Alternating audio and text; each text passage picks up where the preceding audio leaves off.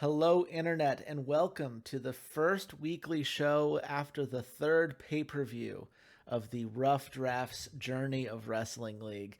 I am your host, Chase Wassenaar, of course, and I am joined, as always, by the illustrious Xander, aka Tentacle Coach, leader of the Glory of Legends wrestling promotion. How you doing, buddy?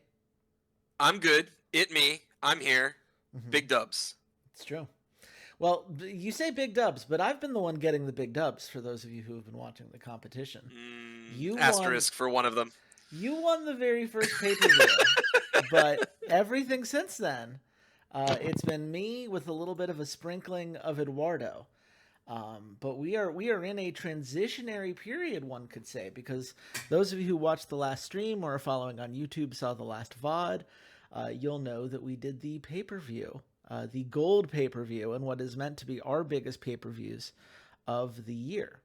So this is the first kind of weekly show after that. It's time to wrap up some loose ends. It's time to start setting up the long-term narratives that are going to dominate the next 3 months. What are you most excited to see here, Xander? I think that a lot of folks have gotten a better handle on the game mechanics now, myself included. Obviously you had a little bit of an advantage coming into this, but not so much that it's insurmountable. So I still think it's all fair. Mm-hmm. And I do think that myself, Eduardo, and Walter have all picked up some good things. We've learned some stuff the hard way, unfortunately, Mm-hmm. yourself included. But as a result, I think that the cards are getting closer in skill. I'm excited to see how people work to build their narratives within the framework of like the game mechanics, which I think that specifically is starting to come across a lot better than it was, when we started this whole thing. Reminder, I did win the first pay-per-view, but my strategy openly was winging it. Uh-huh. And now I think all of us have, some different variations on the ideas of how to push stuff. So I'm excited to see where stuff ends up. Obviously, you've got the lead right now. But I'm not terribly far behind. Eduardo's not terribly far behind. Walter, even you have what, like a 2.5 lead. That's not something you can't come back from with a couple of good weeks. So Yes. I think that it's all looking good. I think, yeah, there's plenty to get excited about. This is a long run competition, right? Just Yeah. because we have some early points in. We are at most a third of the way through the year. And I don't even think even that, because if you count the pay-per-views and then the weeklies after, this is just set 3. There's plenty of room to come back.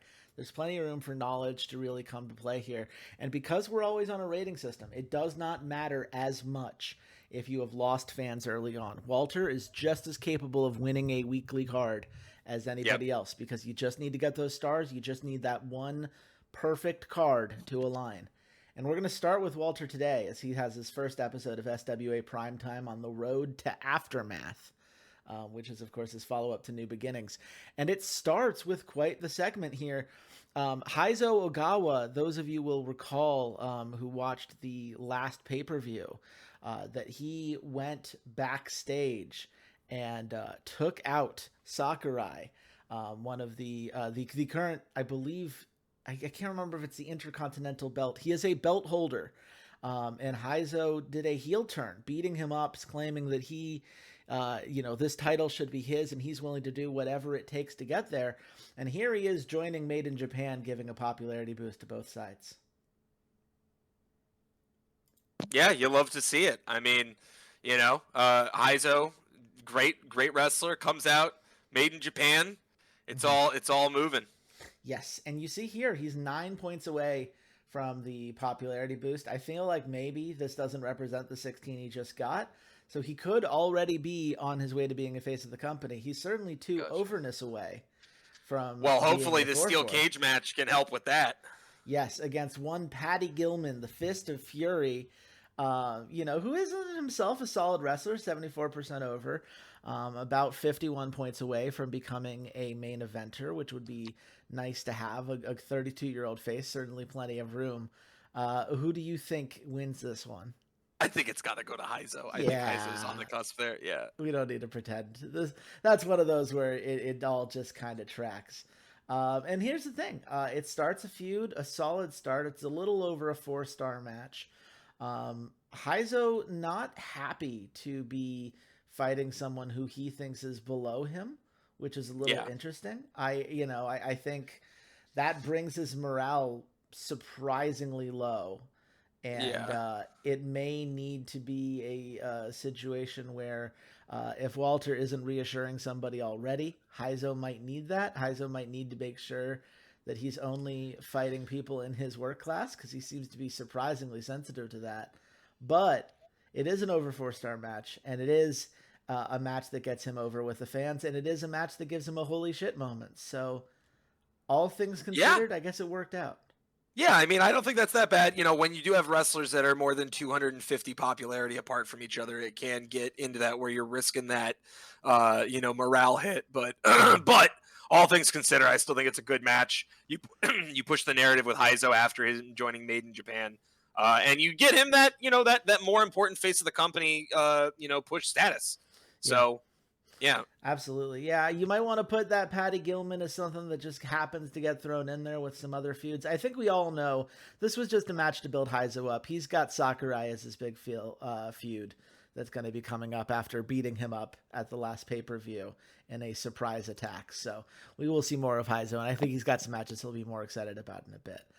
Absolutely. Meanwhile, we have our women's championship. Walter putting a championship on a weekly card.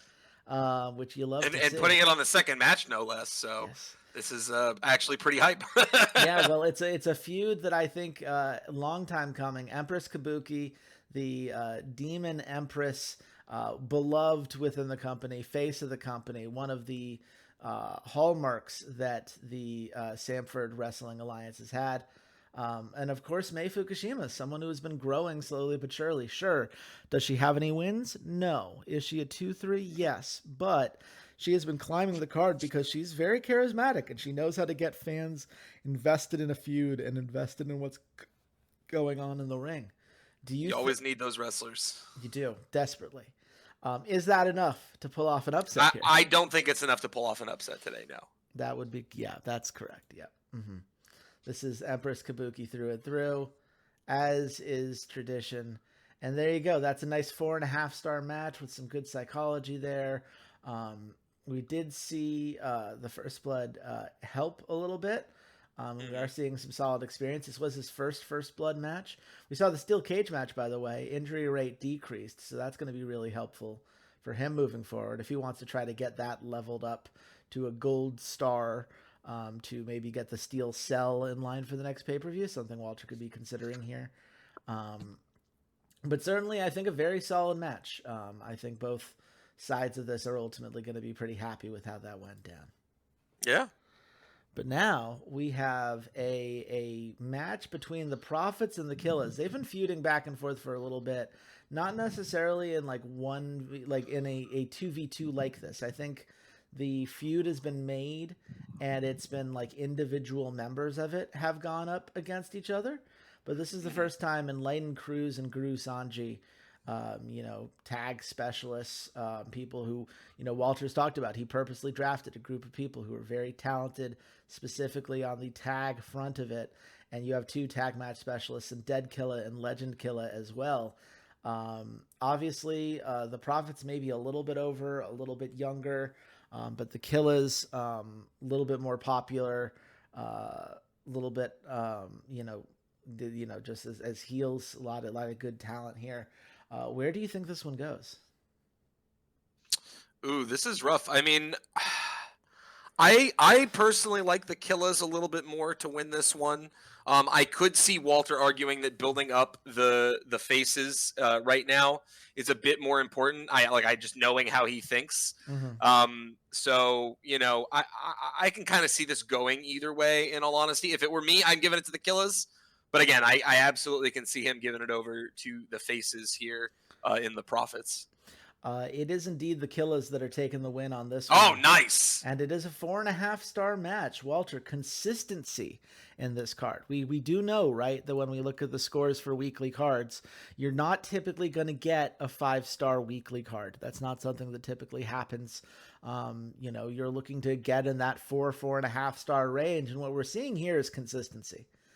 Yeah. And I think that's going to pay off some dividends here, especially since that new blood segment did so well early Absolutely. on. I was just going to mention that. Absolutely. Especially with the new blood segment doing well.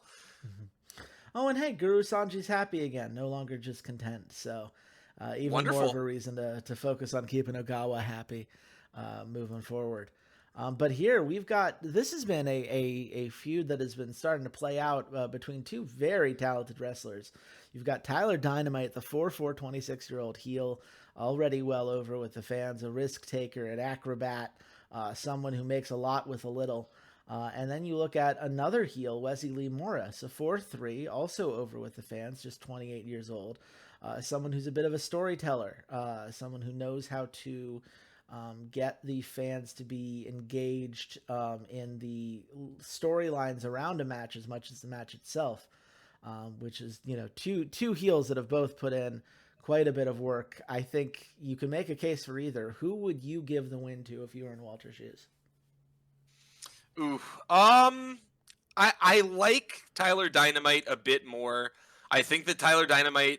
Wait, can you hover over Wesley one more time just so I can see? Of course, I can. So okay, so their morale. I was gonna base it a little off morale too. Morale doesn't actually matter here a whole lot. It's a 1% difference.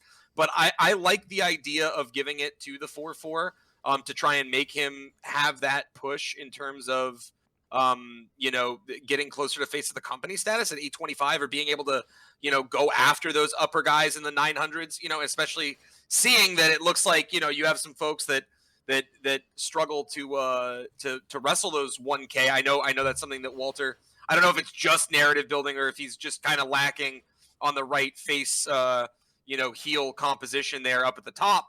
But I like the idea of pushing Tyler Dynamite up, giving a little bit more room in there. He is already a 4-4. He is already over. Giving him the morale also benefits. But then again, Wesley Lee, if you want this feud to continue, you want to give him the win here. You want to keep him over, and because he's only at 82%, and you want to give him, that little bit of boost to try and close the gap between him and Tyler. If you want this only monster feud to persist. Well, here's the thing. What would be even better than that is if they draw at a time limit. Okay. Now, it still wants me to click somebody, and Walter did not specify who to click. Since it's a draw, it shouldn't lead to any major change. You can't just click the draw again? No, the draw just goes here. So I'm just going to hit simulate because I think that's the way that I get the least people mad at me. Here you go. So you do take a minor penalty for this, but both of them get the popularity boosts. Both of them get a massive overness boost. And oh, by the way, the feud just became hot, which increases future matches. So that is that's one of those things, right? We know now with the algorithm, this match is likely to get dropped because it's just under 4 stars when it comes to the average score here. But that hot feud is going to matter a lot longer here. Now you can put them in some sort of gimmicked match or get them on the pay-per-view and do something really cool with it. And I like the use here. If you're going to spend 50 creativity points on a match like this, I feel like getting the overness boost, the morale boost, and popularity boost for each competitor really does a good job of keeping that feud going. And that this is you boot the boost the only monster feud up to that hot setup, right? You give them both benefits, and that this is likely going to be the match you're dropping on the card. So all in all, this is a big dub. I think so as well. I really like how that turned out. I think again, you get a hot feud in there, and you can really do a lot. The pay-per-views, that's been my bread and butter, right? It's just getting those hot feuds in the key segments and trying to maximize. Yeah. Here we got a new feud here. This is a Fall from Grace feud between Brooklyn Cambrille and Maestra Gomez. Maestra obviously used to be a main eventer, has fallen off a little bit with a couple losses. Not quite over with the fans, but obviously someone who, with a little bit of help, could very much get there. Meanwhile, Brooklyn Cambrille, she's the supreme deity. She has worked her way up, a 2-2 record, has some good wins under her belt that have made her a main eventer. Couple losses as well, but definitely someone who needs a little bit more work to get over with the fans, but certainly has that long-term potential. Where do you see this match going? This is tough. I mean, I would want to give it to Maestra, or maybe even do one of the penalties we just saw to try and keep them both happy. Only because Brooklyn's in danger of dropping back down from a main eventer. Maestra, you want to get over, who's on that cusp right there. Like this one, genuinely, you could coin flip, and either decision is correct. I like in my opinion, it really comes down to how Walter wants to build this narrative, how he wants to finish it out. And I think Brooklyn getting a win here, she goes to 3-2, could be good. Then again, Maestra hasn't gotten a single win yet. So I am genuinely coin flip on this one, more so than almost any other match we've looked at, not even just this week, but going back a couple weeks. This one is it could genuinely go either way, and it's the right answer. Now, here's the thing. Walter, once again, defying our expectations by taking use of some of these match finishes that the rest of us don't really touch. And I'll be honest, I don't touch these because I feel like I tend to get it wrong. The rating penalty for, the added feud staleness, like I always worry about those, and it prevents me from trying things. But I know that it could set up like these kind of good psychology moments later on if you do it well. And that's what Walter's trying to tap into here. He's given Maester Gomez the win, but it is via cheating. Okay. And you see here, it's going to end up being a 4-star match. But it's actually perfect, though, because Brooklyn also only loses 2, so she's still over. She's still in the main event category, so that actually could not have gone better. Yes, and it gets a nice hype start to the feud itself. Definitely something where no overness on either side, which I'm sure he would have loved to give Maestra a little bit of overness here. Overness, but you've set the stage, right? This is a fall from grace, and now the person who has fallen is having to cheat to keep up just to start this feud.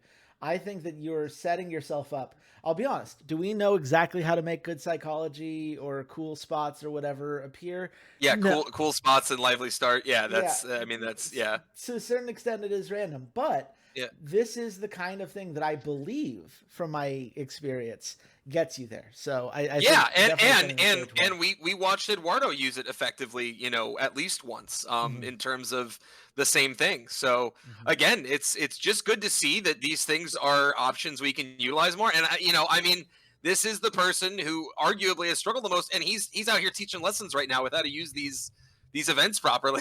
Yes. Now he is going to unfortunately take a little bit of an L here, thanks to Amelie Gonzalez. The recap package here. Check PayPal again, Amelie. Thank you. That effectiveness role is a little bit unfortunate.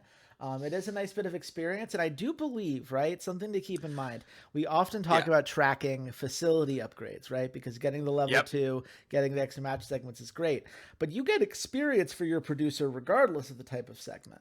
And correct. I think both Walter and Eduardo have been doing a lot of segments that aren't necessarily production packages. I believe Amelie's relatively close to leveling up, so you just very well could be. You would know better than me. Keep up with that experience. I'm just saying. It seems like we eventually, if she hits level 2, we might not. Well, wait until my card tonight. That's all I gotta say. Oh man, it is a shame because it means that this becomes the low one that gets dropped. So we're looking. Yeah. That's slightly. But I mean, that's still But he's still looking at well over a 4-star average for tonight. I mean, sure 4 to 4, 4.2 to 4.5. Well, not a bad thing, and we still got one more match, the main event. Yes, and it's what a main event we've got. Assassino, the bodyguard for Christopher Devlin, has lost a couple of matches.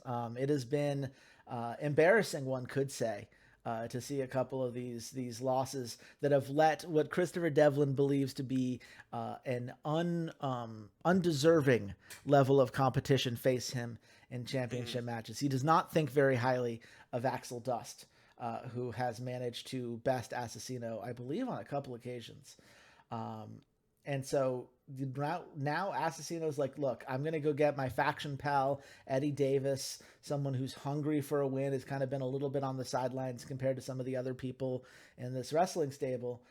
And Axel Dust is teamed up with Rocca, someone who Eddie Davis has been feuding with. And basically saying, look, you've got a feud, I've got a feud, we both need to take out our rivals here, and wouldn't it be great if I could embarrass Assassino one more time? But Assassino, he's hungry for it. Do you think this is the time where he and Eddie Davis get the upper Man, hand. you know I want Assassino to win. I've been rooting for this guy so hard, and it just hasn't been happening. So, Mm-hmm. um, the answer is I don't know. I hope Assassino gets the dub. I hope. Well, Walter, I think, is sticking to a rule that I always try to hit. If you've got two people who work together and you've got two people who are randoms, the two people who work together should get the win. And that is indeed what's Gotcha. happening here. Eddie Davis and Assassino. But, Okay. oh, man, that is not what you want to see in the main event slot. As we know, the main event gets weighed a little bit more than the rest on Yep. where a card goes. And I guess because it's a normal event and perhaps the charisma for a couple of these people isn't quite there, um, does not seem to have Was landed there a with the gimmick on this audience. match? There was not a gimmick on this match. Ah, okay, yeah. Well, it's a 2v2, which Walter would argue is a gimmick, right? When you got two people who aren't used to working together. Yes. The game, I don't think, agrees. Yes. And I think that's unfortunate. It does mean Walter's going to get a 4-star card here. Okay. Which is by no means bad. A 4-star No. keeps you very much in the competition. If he was back to the first set of weeklies we did, 4 would be above average for what he did during that 3-show period. But it's just like, this is a perfect example of, putting, let's say, the Empress Kabuki match, right? Because that one had a title to it.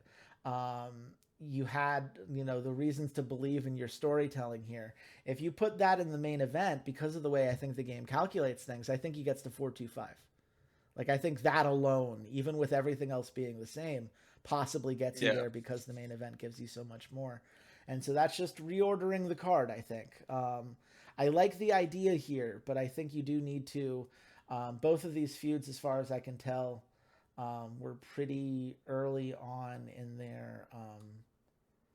their development. So it's a shame, unfortunate, but I think 4 stars is still an admirable effort and one that's going to keep him in the run. Yeah, I mean, honestly, for that card, I genuinely think if you just switch one of those lower matches that was hype, like maybe even the belt match, and make that the main event, that you end up with a 4.25 or even a 4.5, despite how that last match went.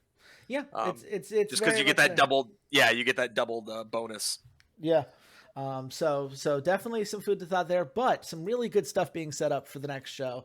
Very excited to see how Walter builds on that for the next weekly, because I think some of those paid finishes, those added finishes, are really going to pay dividends in the long run.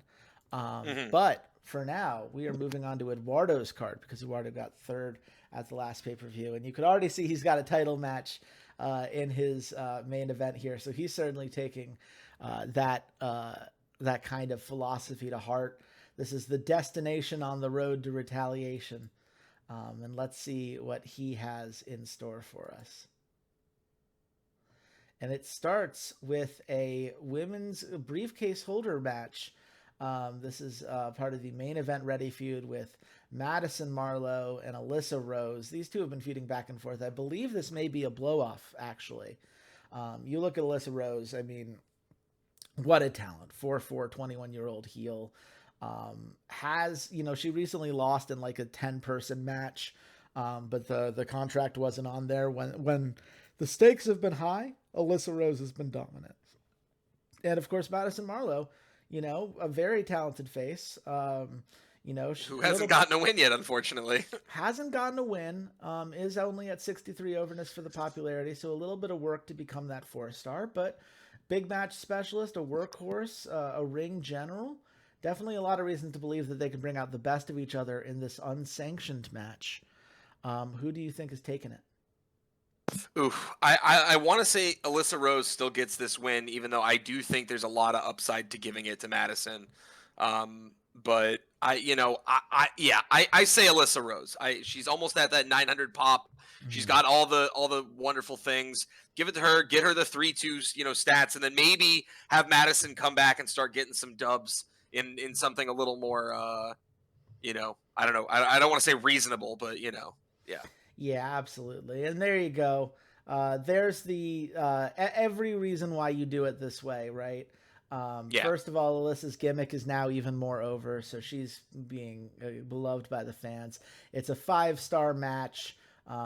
Great work by both of these people. It blows off the feud at over 5 stars overall, which speaks to how many quality matches there have been so far. Oh, by the way, Alyssa Rose gets a substantially higher popularity boost because this was a main event ready feud. So the Yeah. consequence of winning that is a big push. And oh, by the way, a holy shit moment too. Like this is Yeah, how that's a you start a great, week. great start. Yeah, that's a great start to the week.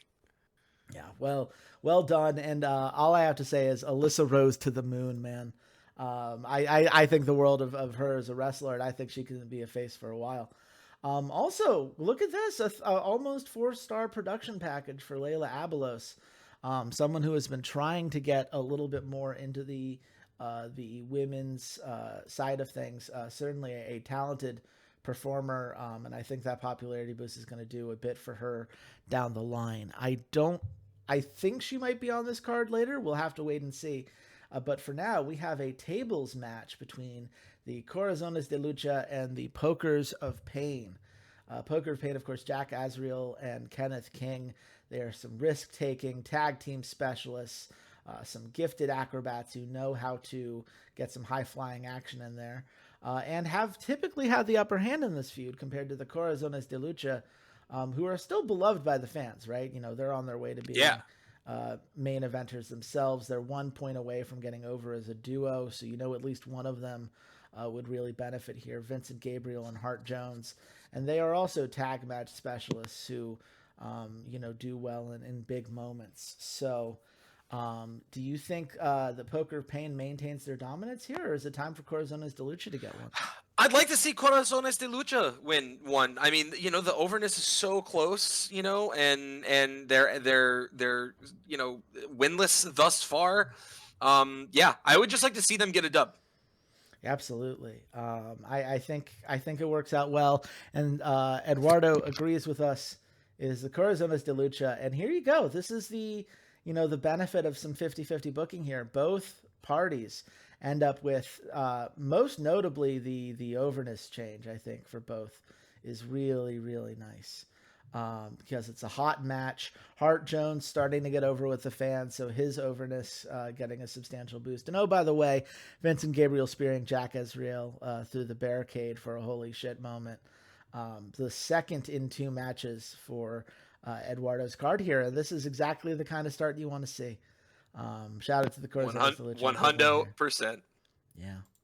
But we move on to a headhunting feud between Jason Cortez and Ishii Kami, of course, the aggressive biker from Japan, I believed from Japan, 75 overness, 3-3, very much would love to become a 4-4 as a face of this company.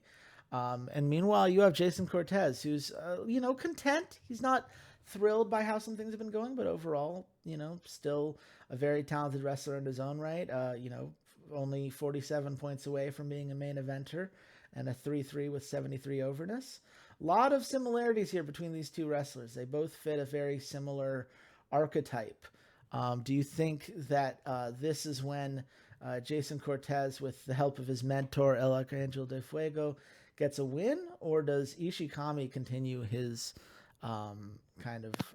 streak? Yeah, I personally would like to see Jason win. He's lower on that morale. Like you want to push him back over into that happy margin, right? Like he's in just content right now. And at a 3-3, someone who's 73 over, the benefit it stands a little bit higher for Jason. It also, you've got Arcangel de Fuego, who we kept joking doesn't pick losers, but he's kind of only been picking losers lately. So just also to add to his mystique as a manager, I'd like to see Jason Cortez win here. Yeah, this was a back and forth because I think Ishikami is someone that Eduardo really likes. 5 points away from getting over is something that's very tempting. But ultimately, he did agree. It's Jason Cortez's win here. And look at that, a little over 4 stars because thanks to a good psychology bonus. And we are seeing our third holy shit moment of the night. Jason Cortez spitting in Ishikami's face when asking for a handshake. Really nice Nice. heel move there. Gets him from content back up to happy. And you're seeing here, right? These are the benefit of a weekly show is you build these little goals for yourself, right? I need Yeah. Jason Cortez to be content, and I need some holy shit moments here and there that are going to justify the amount of money I invested in a weekly card that gave me nothing 2 weeks ago. And already we're Mhm. seeing here, right? Eduardo, he went into this. He needed 4 holy shit moments to turn a profit, 3 to come very close, and he's already got that with a few matches left to go. So I think he's got to be feeling very good about how all of this has come together so far. Absolutely. But we get here into a feud, and look at that package here. 4.25 star. Vince Vince Bailey doing his job. Vince Bailey did not check our PayPal. Unfortunately, he didn't see the request in time. I'm going to be honest. I forgot to send it. So if you did, that's great. I didn't send one to Vince, though, unfortunately. I think he's blocked my number. I think that's what we're seeing. Fair enough. Fair enough. Because that's a good 4+ star segment. And that boosts a feud that, by the way, I believe is being blown off in the final match tonight. Adriano Cicelli and Requiem Avilo have had some great matches back and forth. And you could see a 13 hype boost for a main event without having to have it even be a main event package. Is a very nice place to be. But we move on to a women's match, a submission match, because it turns out the Campeonato de Luchasaur has not done a lot of submission matches. This may even, in fact, even be its first. We have Gina Akatani, a 3-2, 42-year-old heel. I keep saying there's a lot of fours down here. I promise I'm just getting a little flustered.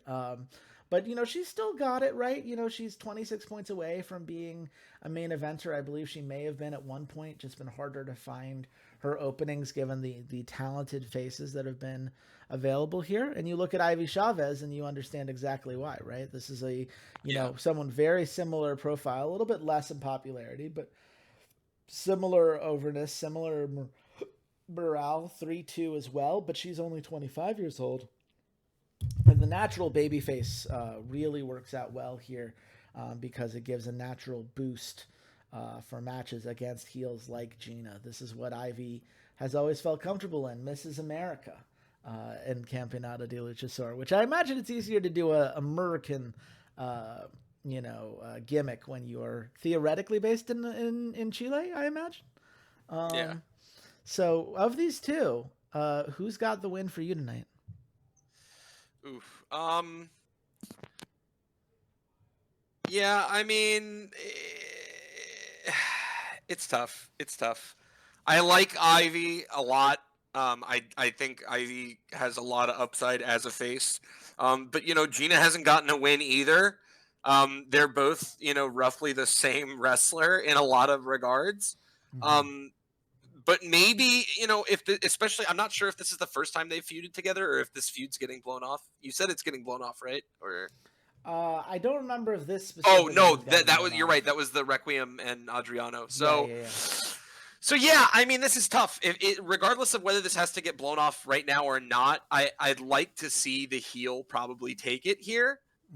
If you're looking to build the babyface, the 25-year-old up, that also makes sense. But again, it coin flip either way. I like the idea though. It really depends on if you're blowing this off. If you're blowing this off, it should go to Ivy. If it's gonna keep going, you give it to Gina and make the feud even hotter, and then Ivy comes up and takes it in the end. So I'm gonna be honest, I don't have the full information here. I'm not well versed on what these two wrestlers' history has been in terms of the greatest wrestler, better wrestler. But I would say, if it's getting blown off, Ivy. If it's not, then give it to Gina and give it to Ivy later. Well, we'll find out in a second. But it is Ivy that's getting the win here, which I do agree with. This was a blow off. So yes, okay. So we're on the same page. Yes. Cool. And it also was the first submission match, so we saw a little bit of a decreased effect, unfortunately. But that's going to blow off as a 4.5-star feud. Ivy Chavez starting to get over with the fans. That overness change for winning the feud, I think, is big. For her, that gets her in that 70 range, which is when you start having fun with things. Ultimately, for me, it just comes down to one of them is 25 years old, and you're going to be able to take those growths and really do a lot with it. Gina Akatani could retire at the end of the year, and we don't know how long we're going to be doing this. But... Well, that was what I was about to get into. I'm working off the assumption. We'll see. Let's get through the first year, and then we'll talk about whether or not we're building these people up for years long. So I do agree that typically going for like that 25-year-old makes the most sense when it comes to Joe. But right now, for our personal competition, giving a 42-year-old a win doesn't really matter a whole lot, especially if you get the end result with those stars. But I still think I would have made the same decision he did tonight. Ivy Chavez winning it in the blow-off makes the most sense. Look, when we close this stream concept in 2030, you're going to be feeling silly that you didn't promote. Xander, you're going to feel real dumb. It's going to be at the same time that Techno Boy is the world champion in all 4 promotions. Please, no. Please, God, no. Oh man, you're not ready for Techno Boy. It's gonna be. I'm not ready. No one is ready for Techno Boy. None of us. You're not ready. The viewers aren't ready. No one's ready for Techno Boy. Oh my goodness. Well, we are ready for our next match here. It's gonna be Razor Jackson versus Lionel Looney.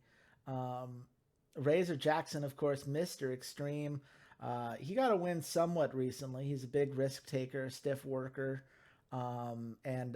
That 3-2 with 64 overness, but a 26-year-old face with popularity upside if he can become a main eventer here. I believe this is a blow off as well, right? So we're looking at potential boost.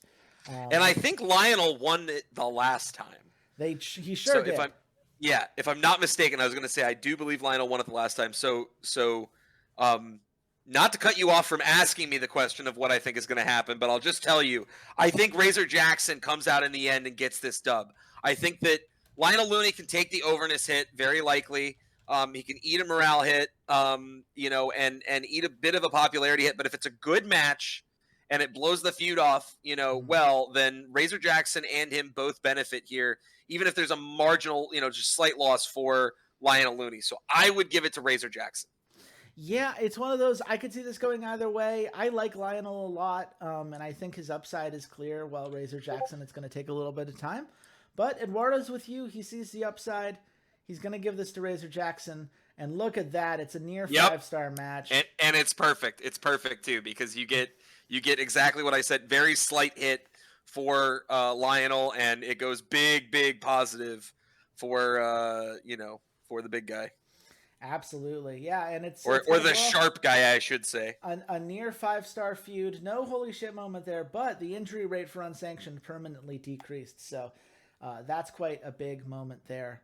And that brings us to the last match of Eduardo's card. It is the Campeonato Antu Championship, a tables, ladders, and chairs match between Requiem Avillo and Adriano Cicelli. Adriano, of course, just cashed in his contract at the last pay-per-view in order to become the champion here in his 3rd straight win. He's been getting a massive push, the 4-4 with all these, he's an entertainer, naturally charismatic, a ring general who is very consistent. But then you have Requiem Avillo, who is an incredible wrestler in his own right, 26 points away from getting over, from becoming a main eventer, already well over with the fans, and pretty desperate for a win here. Do you think it's possible that Eduardo changes over the title on a weekly card? I could see it happening, actually. For these two, I absolutely could see it happening. Just because Requiem has a lot of upside to giving him the win. He's also the 28-year-old of these two, with Adriano being 39, So if we are going into that 30-year plan, then Requiem's the guy you want to give it to right now. That being said, Adriano still is obviously the one you're pushing. He is the 4-4. But he can afford to take a little bit of a hit here, and his popularity might drop. But unless there's some faction stuff behind the scenes, I think giving Requiem the win here and using them as sort of like a polar push. You've got the one heel at the same level, the one face at the same level, and you start moving them up equally. You can get both these guys further up the card, but it would start right now with giving Requiem the win.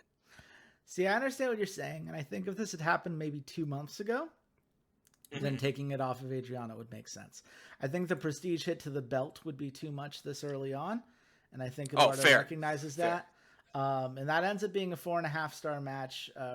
Adriano continuing to get a boost. It's not quite the match he was probably hoping for. A little under 5-star for a feud, about 4.5 stars for the main event. But it's another holy shit moment, which does mean he's going to break into the black here for cost for this card. Adriano jumped for the title after walking on 3 ladders like a tightrope before Requiem pulled him down.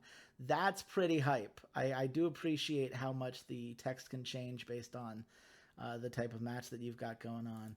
And yeah, very nice title defense. Very nice card overall from Eduardo. Let's see what the game is going to give him as a score. And that is indeed 4.5 points for Eduardo. A very strong start as we get these first weeklies going. Yeah, you love to see it. Well done. Great job, Eduardo. Yes. But we have we move on to you, Xander.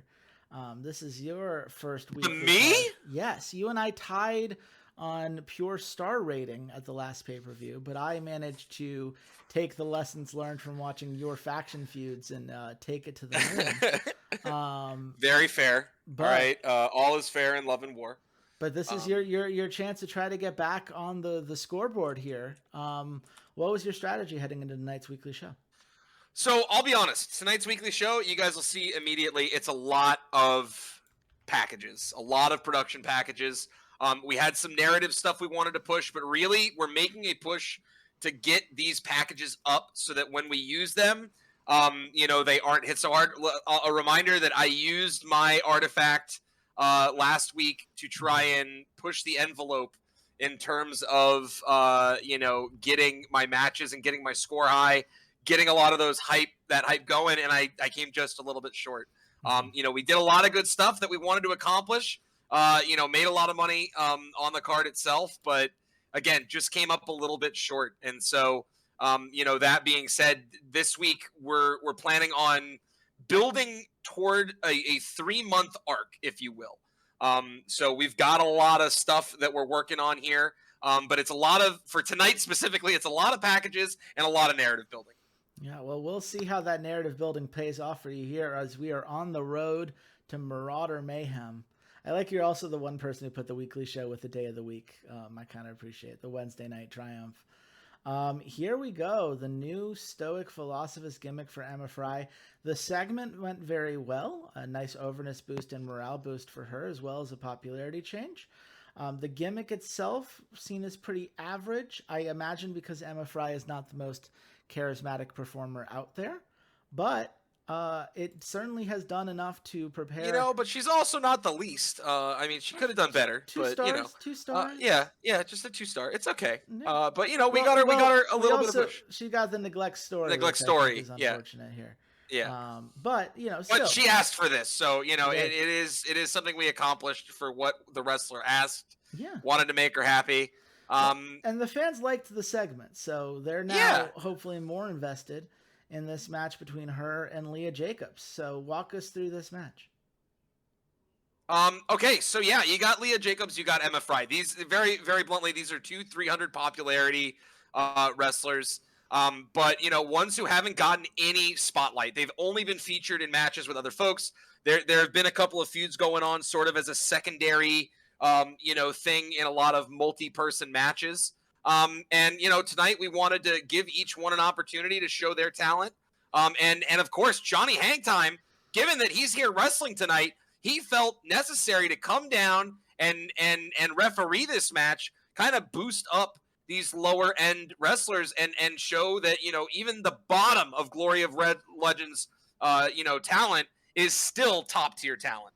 Yeah, well, I think that's a real strong lesson to teach the people at this company, right? You want to show like, hey, I'm invested in you. I care about your development. I care about seeing, I rule over all my subjects as the emperor of this promotion. Exactly. Does that mean Emma Fry, she got the new package. Did she get the win or did Leah Jacobs? She did not get the win.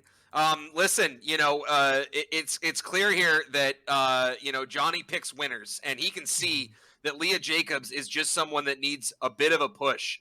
But she has a lot of upside here. She's already a 3-4. She is over. She's happy. She hasn't gotten a win yet. And so despite Emma Fry debuting the new gimmick, tonight was always going to go to Leah. Mm-hmm.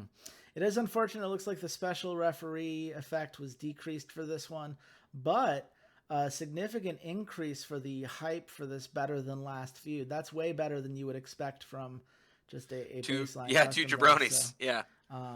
Just under 4 stars. Hopefully, that's the one that gets eliminated from the card tonight.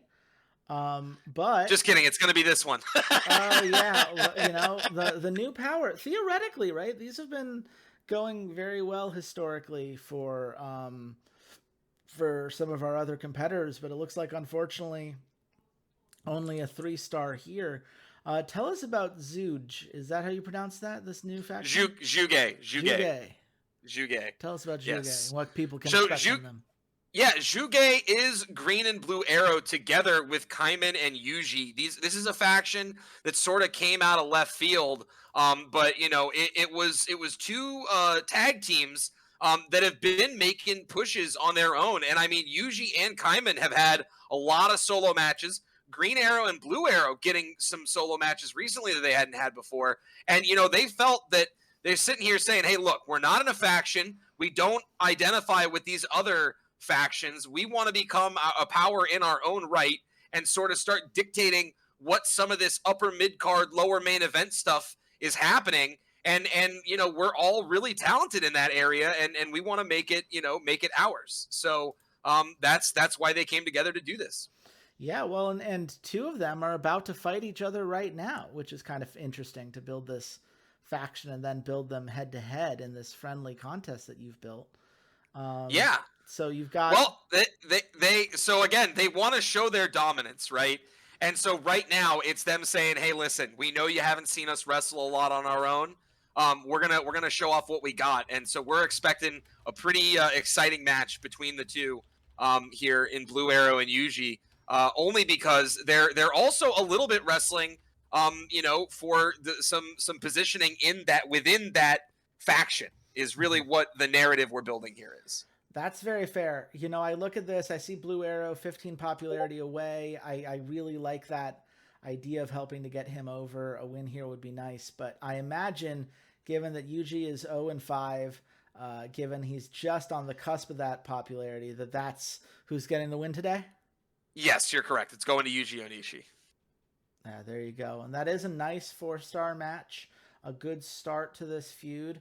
We did see a bleed in this match, but unfortunately no holy shit moment.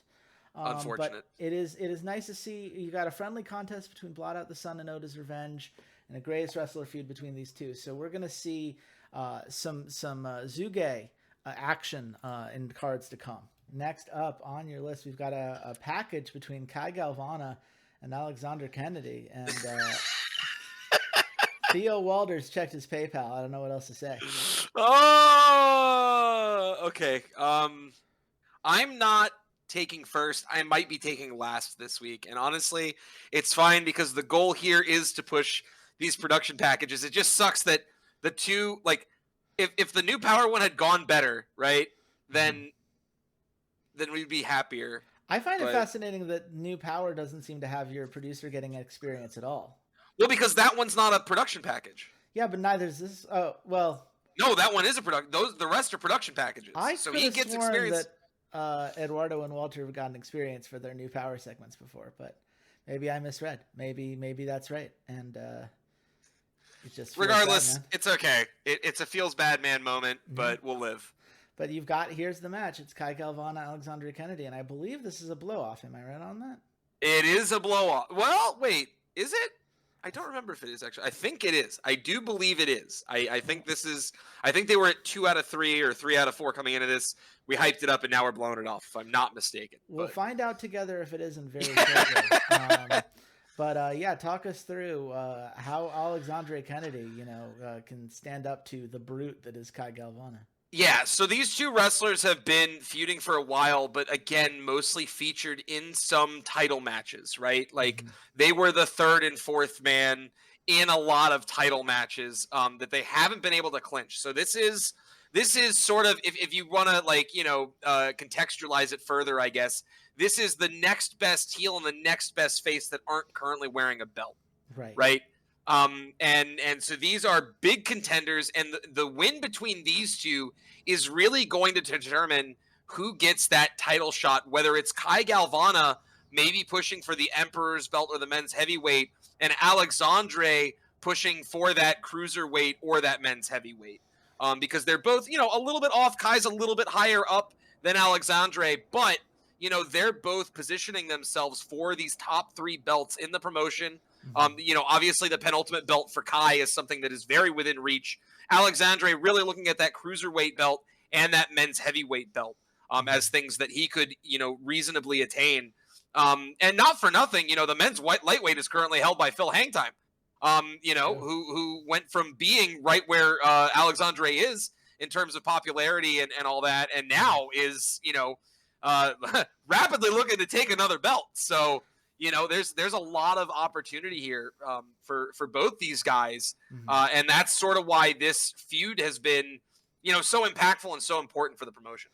Absolutely. I will say, I think ultimately, given that the face of the company, Kai Galvana, is at 1,007, he is hanging on to that title. And I remember what you said at at the last pay-per-view about how I keep throwing all these faces of the company away. I have a feeling that you value that. Yeah, it's going to Kai. It's going to Kai tonight, but we're hoping for a good match. It is 4-star, blows the feud off. It goes hot, I think, right as it blows off. Yeah. So a little unfortunate. Blow off the feud. No, we were both wrong on that. Oh, so even better. Okay, great. It did the opposite, actually. It's a hot feud. So now they're both likely to get better matches moving forward. So big hype boost for the feud, big overness boost for our competitors, and big morale boost for each. The fans didn't love it, but they want to see more of it, which is kind of fun. And a holy shit moment. Yeah, Kai Galvana hitting Alexandre Kennedy with a hard headbutt, almost knocking them both out. So also, you have unlocked the Loser Leaves match and making your submission gold. Exactly, which honestly, that was the whole reason we ran the submission match tonight, was because it's so close to getting over. It was literally a sliver of XP off. So mission accomplished. Honestly, at the end of the day, accomplished. That is very fair. We move on to our main event package. Johnny Hangtime, Alexis Kovac. It's a 65% effectiveness. Could be worse. Could be better, but could be worse. Yeah, Theo Walter's not getting as much XP as I'd like tonight, but it's okay. Look, sometimes it just do be that way. It is going to hype up this main event here. Not that the Emperor's belt truly needs more hype, because it is indeed the Emperor's belt. Johnny Hangtime, the man of gold, the face of this company, the undefeated, undisputed leader of the Glory of Legends promotion, going up against Alexis Kovac, the Radiant Pillar, a guy who is on the rise, only 29 points away from being a face of the company himself, a big match specialist, risk taker, ring general, absolutely a guy that, in an alternate world could, the company could trust to be their face. I mean, you tell me, what would it take for Alexis Kovac to upset Johnny Hangtime here? Listen, I'm not going to say that it's completely outside the realm of possibility, and I'll be honest that this feud still has some legs, okay? It still has some legs, but, Johnny Hangtime is really hard to beat right now. So to overcome Johnny Hangtime right here would take a miracle, and I want to add that would take a miracle on a good day, but especially when you've got Phil Hangtime, Johnny Hangtime's younger brother and tag team partner, as the special referee. Absolutely. Yeah, I mean, this is Johnny Hangtime's to win, I have to imagine. It is Johnny Hangtime's to win tonight. Yeah. I do like this for Alexis Kovac in the long run. I think being in these matches is overall good for him. He can take a little bit of an overness hit. That's not going to mean anything. The popularity hit can be outdone if he just gets another good match down the line. You are ending on your highest note. That's what happens when you use your Emperor's belt that way, and I think you have a lot of reasons to be happy with that. I'll be honest. We knew this card was going to be our lowest one of potentially any weekly we hold for the next 2 months. And so, there was a reason that we tactically used the Emperor's belt here just to kind of salvage some of it, so we're maybe not the lowest card, this week. I may still end up there because Walter and Eduardo had great cards, and some of our production packages weren't great tonight. But you're gonna end up tying Walter with a 4-star. Okay, so. Okay, we tie Walter with a 4-star. I'll take it. We're probably going to lose some fans. Not that worried about it. We accomplished a lot of our goals. We knew what we were doing. We also had 3 video productions and one go here. Got some good XP on Theo Walters. And again, at the end of the day, we pushed a lot of narrative stuff that you guys should be hyped for next week. Absolutely. Well, we've got one more weekly card left, and it is indeed my own. Having won the week last week and having won now for 2 full sets in a row, weekly and pay-per-view. I'm feeling pretty good about where things are. I got a couple talent requests you're going to see me kind of fulfill by the end of this show. A couple injuries I am trying to work around. El Rey Loco and Devin Moxie are both pretty big losses to my company, and unfortunately, because of where I'm at the waiver wire, I was not able to get anyone to replace them. But I don't have any like massive things going on in this card, but I'm hoping that what I have pays off in the long run. So we'll see how it all comes together. I hope you don't get any more injuries. Yeah, fingers crossed. It starts with my Keepers of the Realm Championship. I'm starting off hot like Eduardo. This is going to be a fatal 4-way elimination match. I love elimination matches for my tag titles. Rude Awakening are our current champions. Alana, Elise, and Tijuana King both getting a big win at the last pay-per-view. You're seeing their overness boost really start to get there. Very big for both. I believe Tijuana King's on the road to becoming over, so very exciting for her. Shots Fired is one of those that you always have to look for as a competitor here, if only because they have Wendy Blank, who is part of the Chosen Ones. Those Chosen Ones. I have to get them over as main eventers by the end of the year, so every win helps accomplish that. But of course, as I mentioned, it's hard to balance having 2 titles at once, so perhaps you'll look at the Shooting Stars and how strong they are as competitors. They were the original title holders for a while. Malachi Bronson, Cyan Ryan, both great competitors. And who can forget the Jade Empire with Mistress Jade, one of the strongest wrestlers in our promotion, and Kaio Jade, who's also here. So, who do you think I gave this title to, my friend? I really I see Rude Awakening. Wait, Rude Awakening just got it, right? Like, I'm not mistaken. Just win it as okay. So then Rude Awakening, keep it, but I can see that you're building towards some good stuff, except for Shooting Stars. I hate them. But What's wrong with the Shooting Stars? You know what's wrong with them. No, I'm just kidding. Jade Empire and Shots Fired, big fans of. I like Jade Empire a lot. It's actually crazy to me that they haven't gotten a win yet, but I also understand why you're doing that in the context that you are. It makes sense. That being said, I think it sticks with Rude Awakening here. It is going to stick with Rude Awakening. They are the current title holders. Wow, fans are not as much over with this as I thought. Wendy Blank losing a little bit of overness is unfortunate. You'll note here, I think the biggest problem, right, is that you'll see 2 feuds with the Jade Empire that were blown off here. Rude Awakening, of course, winning those feuds makes sense. But the Shooting Stars and Jade Empire, you might be thinking, that's a little bit weird. The elimination getting a negative, also a little bit weird. There's some unfortunate stuff going on all around here, but there's a reason for it, which is that Kaio Jade and Mistress Jade are no longer on a tag team together. I see. Mistress Jade is done with Kaio's bullshit. I'm done with your crap. I'm tired of being held down by your failures. So that is the end of an era for that tag team, which frees Mistress Jade up to do the kind of solo stuff that I really want her doing anyway. And Kaio Jade, I mean, she told me she's leaving in a few months, and I'm not going to pay up a bunch of resources to get a tutu if I don't have to. Because if I could just get somebody on the waiver wire, then that's somebody I don't have to pay a bunch of, I don't have to repay to have the content. But will you? Because You've Well, been too successful to end up with anyone that you really want on the waiver wire so far. well, I've got 5 months to figure that out. So let's talk in 5 months. By that point, Techno Boy will be ruling over Techno Boy will reign supreme Yeah, in it'll that all time. work You're right. out. You're So, right. You're right. You're right. You're right. but for now, we've got some other. I believe this is also a blow off here.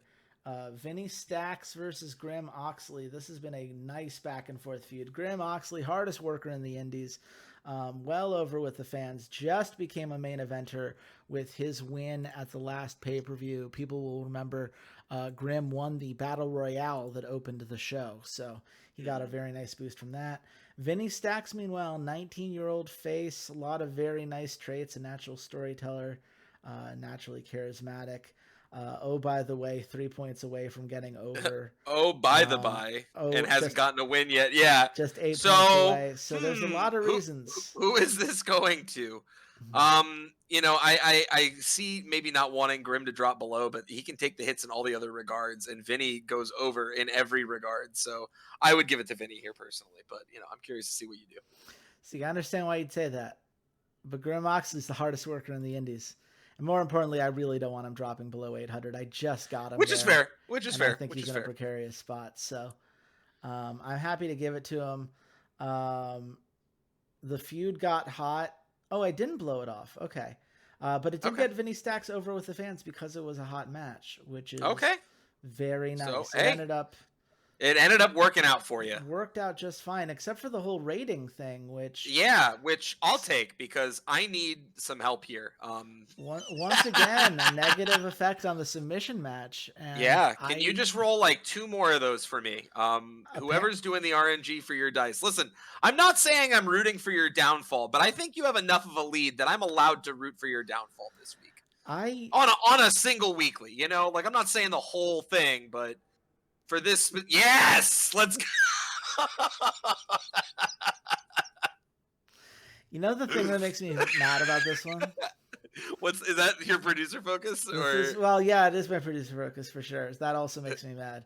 But here's the thing: is I was actually really proud of this one because you'll note I did a fun-loving game dev for him, which did increase his overness, and he is starting to get over with the fans. Do you know why I gave LT Barone the fun-loving game dev trait? Why? Because of the studio? Yeah, because EA Tiburon. Okay, I was literally about to say. Madden games for quite a long time. Yes, and the NCAA. The NCAA football games too. If I'm gonna change the shark guy, whose name is the shark, into something that isn't a shark, I have to go with the EA Game Studio. I also am a gaming boomer and played NCAA football from the years 2003 to 2014. So even changed the colors to match the Tiburon brown as best I could. Like I put it. Man. This was like, you can't call yourself clever, but I did feel good about it, and the game was like, fuck you. So I mean, he got benefits. It's just the audience. Yeah. Okay, so now here's the real question: does he win or does River Dannenberg win? And I'm going to be honest, I know this answer. I know it by looking at it immediately. Yep. Okay, who is it then? Tell me. It's River Dannenberg. River Dannenberg is only 81% over, and he cannot risk losing here, or he drops that overness. On top of that, he's at 781 pop. So if he wins a good match here, he just smurfs it on his way to being the true destroyer. And it's hard to call yourself the destroyer when all you've done is lose so far.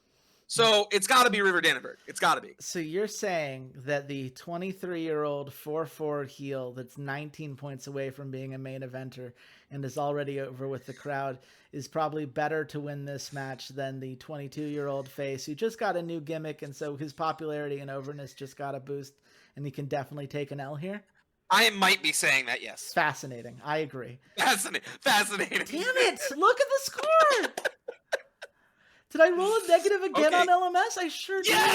Yes, he did. Oh, okay. Listen, hey, I'm talking right now directly to my compatriots, Eduardo, Walter. All right, the wrestling gods are smiling on us. I know they've smiled on me plenty. Okay, but I haven't gotten a win in a little while. All right, and I want literally anyone to win other than Chase. So all of us can band together for this one weekly right now and take solace that Chase is getting absolutely wrecked by the dice. Okay. Thank you. Man, All right, continue you on know with, what? with I your needed this card. after the Falcons lost to the Bears yesterday. You know, I just really, I needed the humbling. Is the game knew it, and well, I mean, Gus is level 2. So Yeah, so you got Gus up.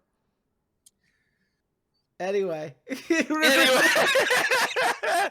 Oh. So here's a fun segment here. River And it's a Dannenberg, 5-star. after winning his match, comes out and says, "You know what?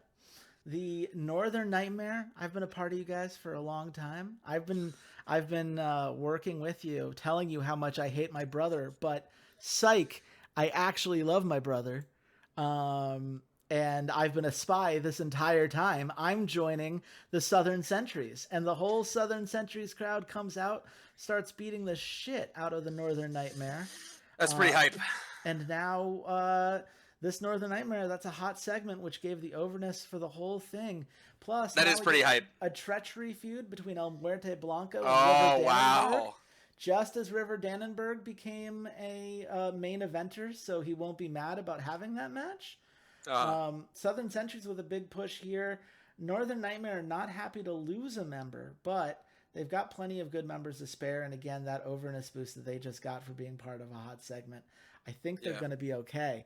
This does mean it is no longer equal sides for the Northern Nightmare and the Southern Sentries. So perhaps there will be some more things to come on this front. But River Dannenberg, don't be surprised if the Dannenberg brothers are a tag team in the very near future.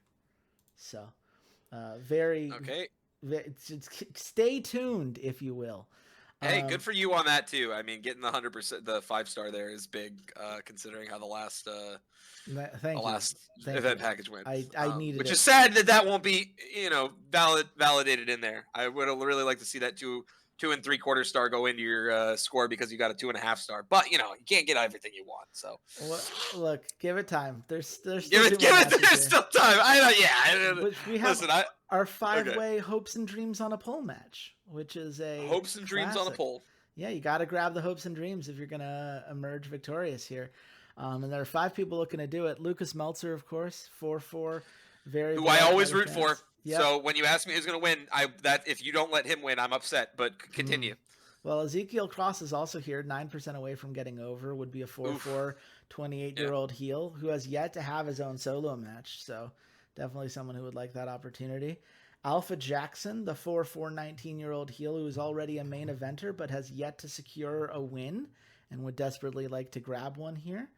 Mikey Dolan, another 750 popularity 18-year-old heel who's only 7 points from getting over and becoming a 4-4 with the crowd. And then who can forget Ali Noble, someone who has been slowly but surely rising up the ranks in both overness and popularity. Still has a little bit of a ways to go, but a win would do a lot to catapult him into that next tier. Who do you think I'm giving this to? Yeah.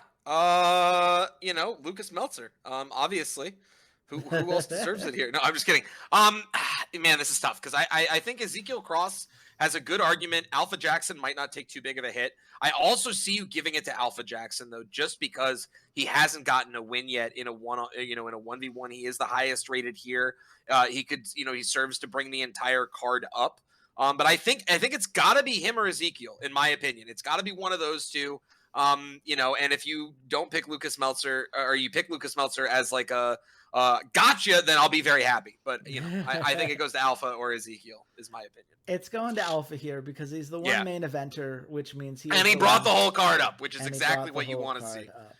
And look at that, everyone getting some overness boosts except for Ali Noble, but he'll be okay. Yeah. 4.5, great form. We're seeing a hot match. No hot feud here, but we are seeing some gimmicks progressing. The Western Watch and Southern Sentries have now been blown off.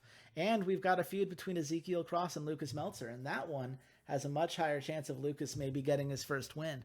And oh, by the way, Alpha Jackson hitting Ali Noble with a lariat, knocked his head off. 30 creativity points. You love to see it. The Western Watch obviously bummed to lose a feud. That's always going to be tough. But the Southern Sentries, adding a member, winning a feud tonight, they're the big winners of tonight's card. But we've got one more match, and this is a 5-way last man standing match between the Yellow Arrow, Jay Xavier, Jackson Hole, Victor Magnus, and Eli Chaos. Now, a lot of very good performers here. Eli Chaos, the street champ of the Kiwis, an 18-year-old 4-4 face. How can you not love that? Yellow Arrow, Red Arrow has been cleared, but there was no room for a tag match this week for the men. So he's here as an individual, still looking to prove himself, still looking to get over with the fans. Jay Xavier was a main eventer, fell off a little bit, would love to climb back up. Jackson Hall, already a main eventer, 4-4, would love another win to build off of what he did at the pay-per-view, where I believe Jackson Hall, he won a 10-way unsanctioned match. So he's riding high off of that. And then who can forget Victor Magnus, the king of strong style, a 4-4 in his own right, and a main eventer. And oh, by the way, Victor Magnus, lest people forget, is the faction leader for the Southern Sentries. So, given that, who do you think's taking the win here tonight? Oof. Victor? I want to give it to Victor. If it's me, I'm giving it to Victor tonight. Yeah. This is the Southern Sentries night. They're getting another big win here. It's only 4-star, which is unfortunate because it's a hot match. Clearly, the morale boost for everybody is substantial. Eli Chaos, Victor Magnus, that feud gets hot. Did you have a single holy shit moment tonight? I had one. I had two, actually. Oh, I just got a second. Two. You got another one. Okay, right on. But, I hate when feuds get hot right after you blow them off. Yeah, that's always a feels sad man moment. Yes, but... And you're almost over on the LMS matches, too. Yeah, there's some good stuff here. It's just a shame the fans didn't seem to like it. And I'm going to get a 4.25. 4.25. So, I do get the quarter, and I'll take the quarter as it happens. But Eduardo, our clear winner of the first week. Congratulations, Eduardo. We'll Congrats, have to Eduardo. See how these numbers come through, assuming that the game does what it needs to do. Game. Is this gonna be another moment? Please, no, game. Come on. No, I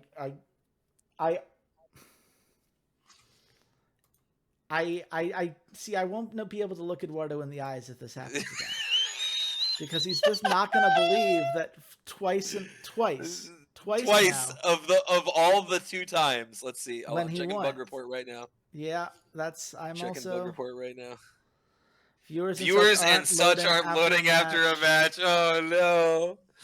Oh no! Well. Oh man, poor Eduardo, dude. Eduardo just eats the bug bat, like he just to the teeth, every time. That's single fucking time. Every single time. But this is why we switched though. This is why we switched how we do this, right? Yeah. This is why the weeklies not having any responsibility to where the fans go has been important, and here we go once again.